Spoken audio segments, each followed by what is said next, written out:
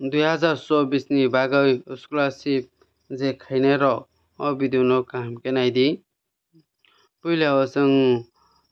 college school je kono B.Ed je kono M.A porainai rok scholarship tabo online choloi tongkha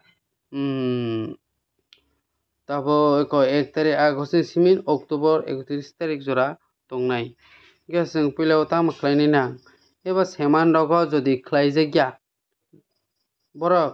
renewal kwrwi hingke fresh ma khainai fresh khainai ni bagui registration no swkang ma khlainai hingke obo khlaimani pore jeng tamo document rwnai puila o fresh student rok je kono nijini photo upload ma khainai tei ST certificate tei income kwtal ma khainai borok SDM ni office ni income certificate nangnai obo hingke tarpore nini last masik jodi last masik je jeng tabuk eba college o admission wngkha khe jeng 12 fail o romani marksheet nangnai tarpore nini online o thangkhai bonafide certificate ma tik khlainai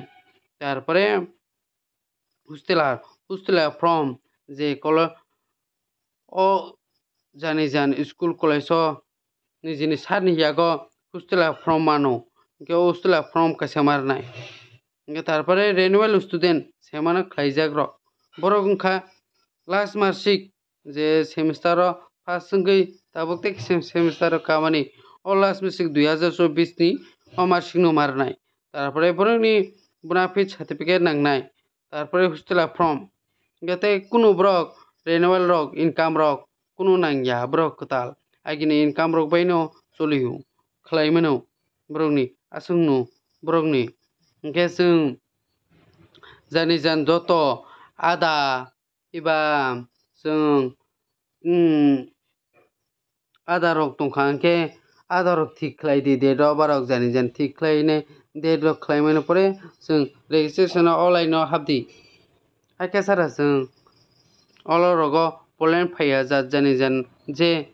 chaya rok no document eba nini marksheet rok chaya tongkha o marksheet rok thik khainai tarpore bumung joto document bai mili ready haike chwng online khainani start khaidi hingke renewal wngtong tarpore fresh wngtong borok online o google habdoi NSP o search khainai tarpore login o singui tarpore noroni OTR number registration khaimani pore oro OTR number tei password norok manjakna sar rok khaimani hingke o OTR number password singkha hingke norokni haike no scholarship form fill up khainani wngnai hingke scholarship form fill up khaimani ang phunukphini kwtal khe hingke omo khe norokni jani document ready tongdi tei norokni document chaya rok no thik khainai ready tongkha khe asuk no norok online o khainani tei bo kaham wngnai kuno chaya rok wngya wngnai